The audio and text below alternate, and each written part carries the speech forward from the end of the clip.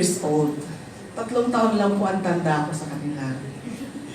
I've seen for myself through the years the resilience, tenacity, and spirit that thrives within PTRI. Parang textile din, ano? Na resilient, tenacious, spirited. I remember there was a time when I was the officer in charge of PTRI before Director Olimba was appointed by the President. And that was a difficult time for PTRI because they had to transition. And I have to tell you this, these people are really resilient. They were able to withstand me. Every January of every year, we observe Philippine Tropical Fabrics Month.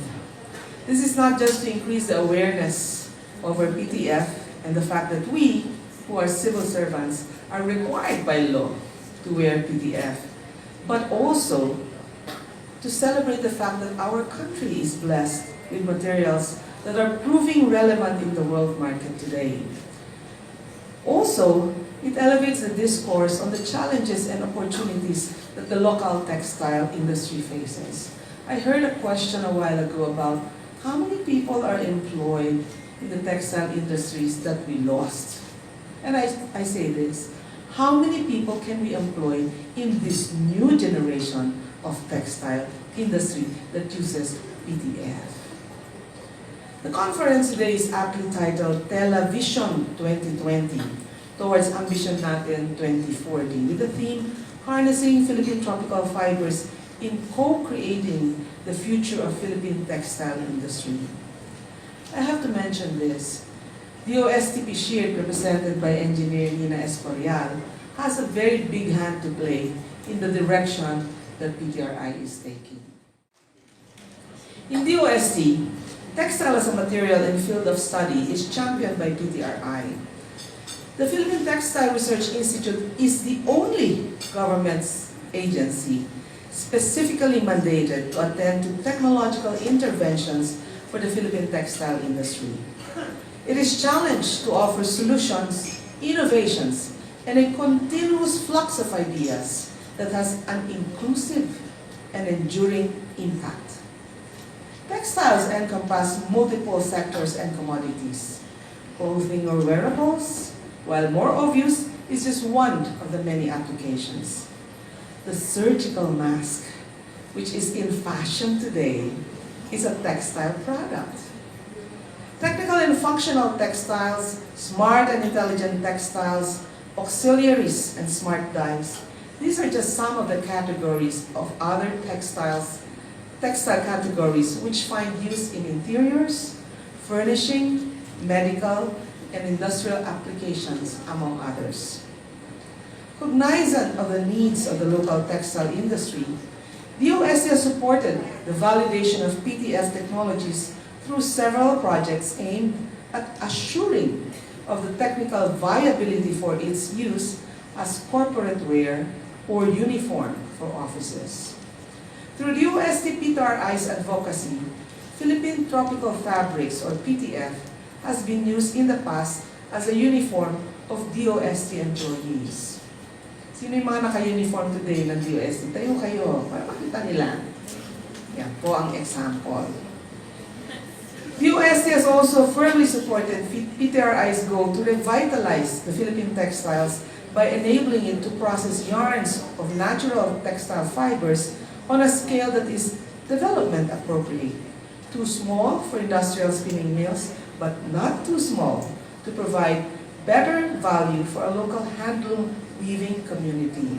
So ang target po namin ay weaving communities rather than large companies. We see that yarns that contain pineapple leaf fiber, banana, or abaca, among others, as not just textile fiber inputs to textile production, but as catalysts in the revitalization of the textile industry towards an inclusive, creative, and, pinaka-importanting word, sustainable textile economy. I'm glad to know that the Department of Trade and Industry has already formulated the Garment and Textile Industry Roadmap. Ang trabaho po namin sa DOST, we dovetail the the DTI's roadmap with an R&D roadmap. So una po sila lagi, pag hindi kasama sa kanilang agenda, hindi po namin gagawin yung R&D, especially for PTRI. This roadmap vouches for the crucial and still relevant role of this industry towards building our economy. We also hope that the raw materials, which are abundant, be actually made available through the synergistic action with the Department of Agriculture. DOST share will be ensuring that we provide not just technical inputs, but a myriad of technologies to anchor the roadmap on science-driven innovations. Natuwa po ako dun sa ating testimonial speaker kasi nag-innovate po siya. Yung still hinanapan niya ng way para magkaroon tayo dito. Palakpakan po natin yung innovator natin. Hindi lang po kayo technopreneur, techno-innovator din po kayo. The key players of the industry are represented here, and I hope to see the full force of the whole of government in action. Not as individual dots in the landscape, but as a collective whole. I hope the TELA Talks industry breakout following in the afternoon session will get these discussions going. This need to work together is because we are oblivious to the challenges that hamper commercial yarn production in a sustainable and commercial scale, or to the availability or lack thereof of textile fibers that fuel and sustain the production chain, or the mainstreaming of fabrics for wider use, foremost for corporate wear or for the public sector. I'm very happy when we went to Miagao. The DOST-PTRI took a bold and pivotal step through the establishment of the Regional Yarn Production and Innovation Center, RYPIC. No, RYPIC. Okay, yun daw gusto nilang pronunciation. RYPIC for short. This is in Miagao, Iloilo. Ang imagination namin, in the future, we will have what's called the Iloilo cotton, and that we will have a combination of that with our tropical fibers, and that they will produce enough in Iloilo for the uniform of several departments in the government. And Director Celia made a promise. Kailan ito mangyayari? Second semester of this year. Hintayin po natin yan. Ilang libong yarda? 2,000 meters ang ipoproduce nila. Aside from that, recently, kanina nakilala niyo po yung ating Natural Dyes Hub Batangas. It was launched in Bawan, Batangas. The facility provides for the commercial production and application of natural dyes. Perhaps not known to many is that the Philippine silk is also part of the PTF. Another breakout session, the Philippine Silk Summit 2020, will follow this afternoon's sessions. I commend DOST-PTRI for taking the lead in bringing together the stakeholders. Through their initiative, they have started to revitalize Philippine silk in a holistic, innovative manner. I have to confess, urong-sulong po kami dyan. Hindi kami makadecide dati kung susuportahan ba o hindi. DOST, we take our cue from our stakeholders. Pag walang stakeholder na nagsabi na Philippine silk is important, we will also drop it. But then we heard several voices say, Philippine silk is very important. And that is the reason why we have this new program on Philippine silk. The largest and the most productive silk germplasm in the country is PTRI's Technology Center in Misamis Oriental. In the Cordilleras, the pure lines have been endorsed and conserved through a mutual appreciation with DOST-CAR. The engagement of UP's Philippine Genome Center, Kalinga State University, Apayao State College, Don Mariano Marcos State University's Sericulture Research and Development Institute, the provincial government's agricultural office, and regional offices form a collective committed to the care of our Philippine silk legacy. A legacy that the Institute is grateful for the invaluable support that our guest of honor, Senator Nancy Binay, has provided through funds that were otherwise not available to PTRI.